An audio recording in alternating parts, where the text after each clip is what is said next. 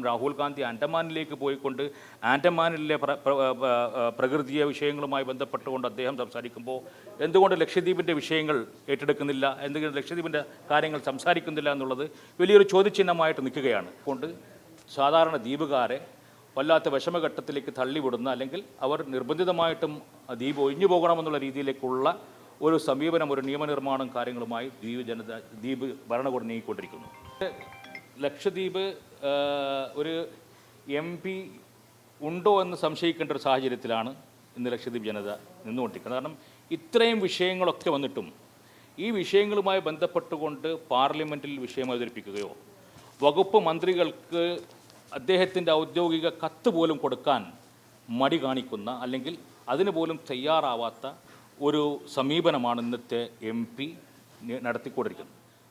ലക്ഷദ്വീപ് ഇന്ന് അനുഭവിച്ചു കൊണ്ടിരിക്കുന്ന ഏറ്റവും വലിയ പ്രശ്നം, അല്ലെങ്കിൽ ലക്ഷദ്വീപിൻ്റെ ഔദ്യോഗികമായി പുറത്തിറക്കപ്പെട്ട കണക്കുകളിൽ വച്ച് ഇന്ത്യയിൽ വച്ചുകൊണ്ട് തന്നെ ഏറ്റവും മുൻപന്തിയിൽ നിൽക്കുന്ന തൊഴിലില്ലായ്മയുടെ ഏറ്റവും മുൻപന്തിയിൽ നിൽക്കുന്ന ഒരു പ്രദേശം ലക്ഷദ്വീപായി മാറിയിരിക്കുകയാണ്.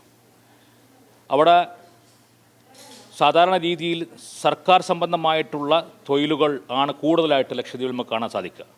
ഈ സാഹചര്യത്തിൽ ലക്ഷദ്വീപിൻ്റെ പശ്ചാത്തലം ഇന്ന് ഏകദേശം 2500ഓളം സ്ഥിര തസ്തികകൾ വേക്കൻ്റായി കിടന്ന് വർഷങ്ങളോളമായി. ഇത് നികത്താൻ വേണ്ടിയിട്ടുള്ള നിരന്തരമായിട്ടുള്ള വിദ്യാർത്ഥി സംഘടനകളും മറ്റ് വിദ്യാർത്ഥികളുമൊക്കെ തന്നെ, ഉദ്യോഗാർത്ഥികളുമൊക്കെ തന്നെ അവരുടെ പരാതികൾ സമർപ്പിക്കുമ്പോൾ അതൊന്നും തന്നെ ചെവികൊള്ളാതെ ഈ പോസ്റ്റുകളൊക്കെ തന്നെ അബോളിഷ് ചെയ്യാൻ വേണ്ടിയിട്ട്, ഇല്ലായ്മ ചെയ്യാൻ വേണ്ടിയിട്ടുള്ള ശ്രമങ്ങളുമായിട്ടാണ് ലക്ഷദ്വീപ് ഭരണകൂടം മുന്നോട്ട് പോകുന്നത്. അതിലുപരി ഏറ്റവും ശ്രദ്ധേയമായ വേറൊരു വിഷയം, ഈ സർവീസ് റൂളിൻ്റെ 56-ാം വകുപ്പ് അനുസരിച്ചുകൊണ്ട് കുറേ 100-ലധികം ഉദ്യോഗസ്ഥന്മാരെ അവരുടെ പ്രവർത്തനക്ഷമത ഇല്ലാത്ത കാരണം കാണിച്ചുകൊണ്ട് അവരെ ജോലിയിൽ നിന്നും പിരിച്ചുവിട്ടിരിക്കുകയാണ്. നാട് എവിടെയും കണ്ടിട്ടില്ലാത്ത വളരെ വിചിത്രമായിട്ടുള്ള ഒരു നിയമനിർമ്മാണത്തിന് ലക്ഷദ്വീപ് ഭരണകൂടം മുതിരുകയാണ്. അതായത് ലക്ഷദ്വീപ് പ്രദേശം മുഴുവനും ഷെഡ്യൂൾ ട്രൈബായി പ്രഖ്യാപിക്കപ്പെട്ട പ്രദേശമാണ്. ഒരു ഷെഡ്യൂൾ ട്രൈബ് മറ്റൊരു ഷെഡ്യൂൾ ട്രൈബിന് ഭൂമി കൈമാറണമെങ്കിൽ ജില്ലാ കലക്ടറുടെ മുൻകൂട്ടിയുള്ള അനുവാദം വേണമെന്നുള്ള രീതിയിലേക്കുള്ള ഒരു നിയമനിർമ്മാണത്തിന് ലക്ഷദ്വീപ് ഭരണകൂടം ശ്രമിക്കുകയാണ്. എവിടെയെങ്കിലും എൻ്റെ സ്വന്തം ഭൂമി ഞാൻ വേറൊരാൾക്ക് വിൽക്കണമെങ്കിൽ ജില്ലാ കലക്ടറുടെ അധികാരമോ അല്ലെങ്കിൽ അനുവാദം വേണമോ എന്നുള്ള നിയമം ഇന്ത്യയിൽ തന്നെ എവിടെ നിലനിൽക്കുന്നുണ്ടോ എനിക്കറിയില്ല.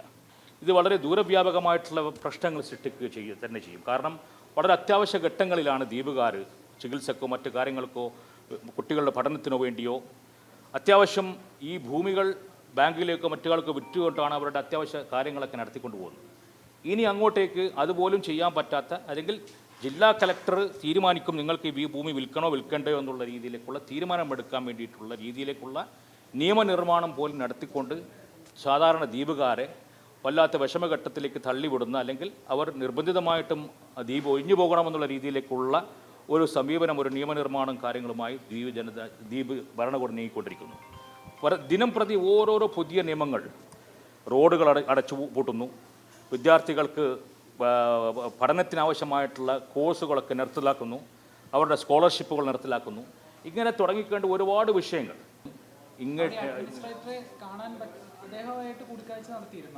അദ്ദേഹത്തെ കാണാൻ പറ്റുന്ന ഒരു സാഹചര്യത്തിലല്ല. അദ്ദേഹം ദ്വീപിലേക്ക് വരുന്നത് തന്നെ ഒരു മാസം അല്ലെങ്കിൽ 2 മാസം കൂടി ഒരാഴ്ചത്തേക്ക് ദ്വീപിലേക്ക് വരും. എല്ലാ ആൾക്കാർക്കും പോയി കാണാൻ പറ്റുന്ന ഒരു സാഹചര്യമല്ല ഇന്ന് അദ്ദേഹത്തോടുള്ളത്. പല തവണകളായിട്ട് അദ്ദേഹത്തെ കാണാൻ ശ്രമിച്ചെങ്കിലും കാണാനുള്ള പെർമിഷൻ വിദ്യാർത്ഥികളെ വെച്ചിട്ടില്ല.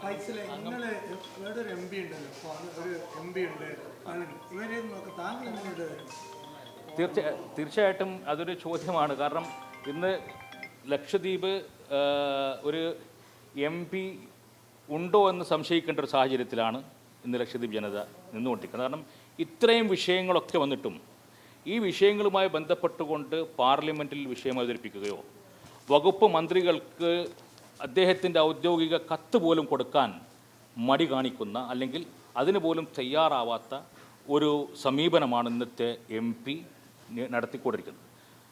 അങ്ങനെ ഒരു MP ലക്ഷദ്വീപിൽ ഉണ്ടോ എന്ന് പോലും സംശയിക്കേണ്ട സാഹചര്യം അങ്ങനെ ഉണ്ടായിരുന്നുവെങ്കിൽ, അല്ലെങ്കിൽ അദ്ദേഹം ഈ വിഷയങ്ങളുമായിട്ട് ഇടപെടുന്നുണ്ടായിരുന്നുവെങ്കിൽ ഈ വിദ്യാർത്ഥികൾക്ക് ഡൽഹിയിലേക്ക് ഇത്രയും ദൂരം യാത്ര ചെയ്ത് വരേണ്ട ഒരു സാഹചര്യം ഉണ്ടാവില്ലായിരുന്നു. ഇന്ന് കോൺഗ്രസ്സിന് തന്നെ ഏകദേശം 100ഓളം എം പിമാരുണ്ട്.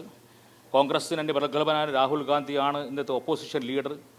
എന്തുകൊണ്ട് ഈ വിഷയം കോൺഗ്രസിൻ്റെ നേതാക്കന്മാരോട് തന്നെ ആവശ്യപ്പെട്ടുകൊണ്ട് പാർലമെൻറ്റിൽ വലിയ വിഷയമാക്കി? കാരണം ലക്ഷദ്വീപിലെ ജനത മുഴുവനും അനുഭവിച്ചുകൊണ്ടിരിക്കുന്ന ഈ വിഷയങ്ങളൊക്കെ ഇപ്പോൾ ഈ നിയമനിർമ്മാണം കൂടി നടക്കുകയാണെങ്കിൽ ദ്വീപുകാർക്ക് യാതൊരു രീതിയിലും താമസിക്കാൻ പറ്റാത്ത രീതിയിലേക്കുള്ള അവസ്ഥയിലേക്ക് നീങ്ങുന്ന സാഹചര്യത്തിൽ ഇത് വലിയൊരു വിഷയമായി പാർലമെൻറ്റിൽ വരേണ്ടതാണ്.